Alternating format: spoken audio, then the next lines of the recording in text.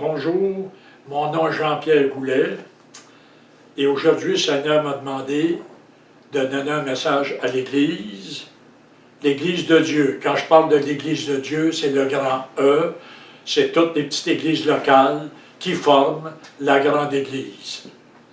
Plusieurs hommes de Dieu bien-aimés ont donné des messages depuis plusieurs années. On pense à David Wilkerson qui a donné des messages à l'Église. On pense à Lester Sumrall et tous ces hommes aujourd'hui qui sont rendus avec le Seigneur et qui ont donné les oracles du Seigneur. Et l'Église ne semble pas avoir écouté. Je vois encore aujourd'hui certaines églises qui font des choses que je vais dire, que je vais mentionner. Je vais les lire, vous allez me voir les lire. Je vous demande à tous d'être attentifs et avoir un cœur repentant, un cœur à Christ. Vous savez, c'est sérieux, bien-aimés. On est l'Église du Dieu vivant. Nous sommes ses serviteurs. Nous lui appartenons. Et c'est un grand prix qu'il a payé pour notre vie. C'est beau dire qu'on a une grande Église. C'est beau dire que l'Église va bien. Mais bien-aimés, écoutez attentivement ce que je dis ce matin. Ce n'est pas, je ne vous reprends pas avec arrogance, je vous reprends avec amour. Je vous reprends parce que je vous aime.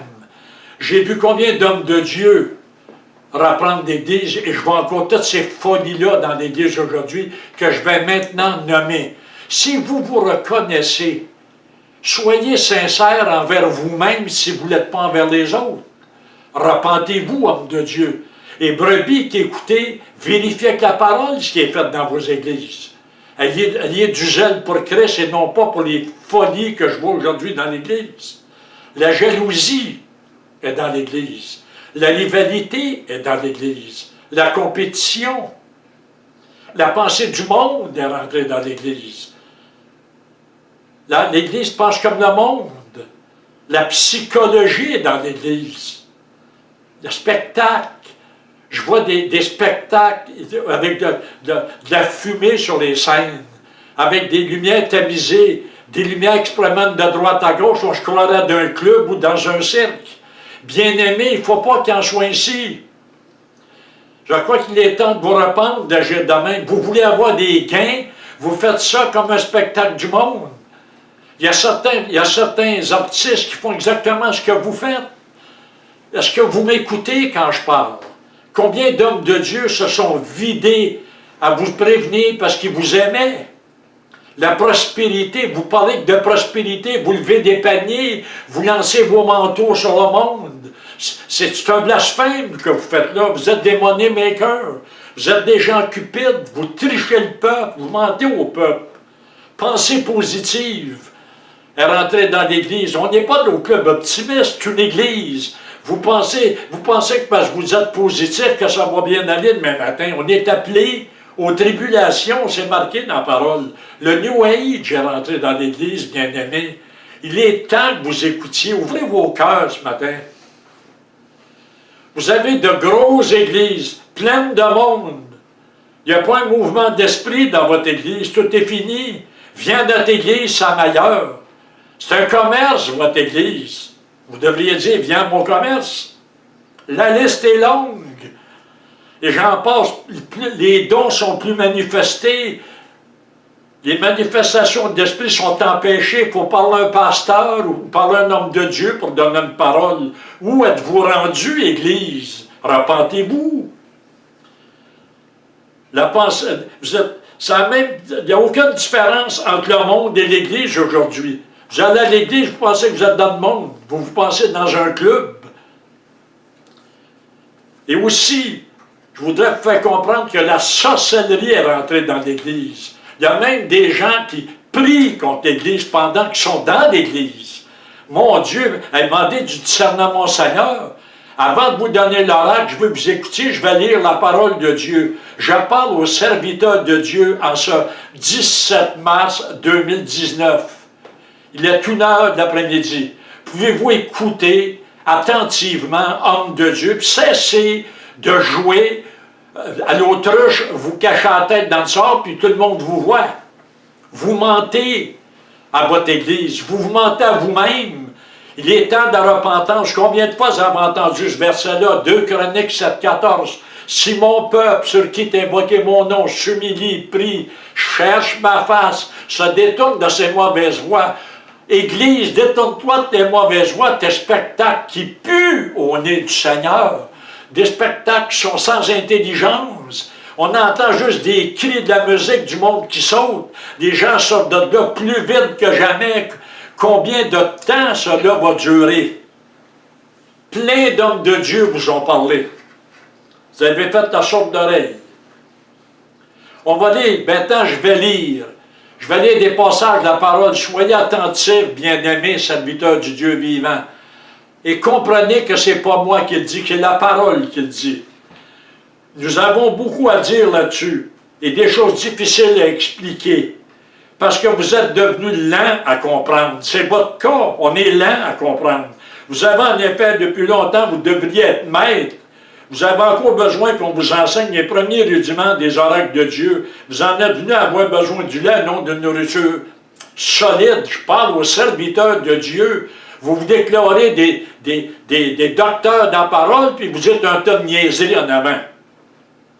Or, quiconque en est au lait n'a pas d'expérience de la parole de justice, car il est un enfant. C'est un enfant à jouer au ballon. La nourriture solide, c'est pour les hommes faits, pour ceux dont le jugement est exercé par l'usage à discerner ce qui est bien, ce qui est mal. C'est mal faire des spectacles du monde, pensant qu'on va attirer des jeunes dans l'assemblée. On les attire pour une soirée, puis on les perd pour l'année. Mon Dieu, homme de Dieu à qui je parle, je veux pas, j'en connais plein. Ça fait 47 ans que je suis au Seigneur. Et je connais beaucoup de pasteurs. Vous avez bifurqué.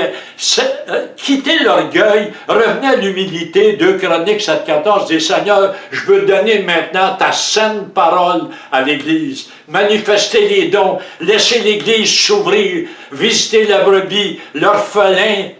Mon Dieu, homme de Dieu, repentons-nous.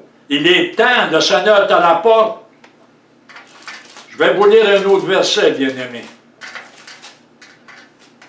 Gardez-vous de refuser d'entendre celui qui parle. C'est le Seigneur qui parle, c'est sa parole.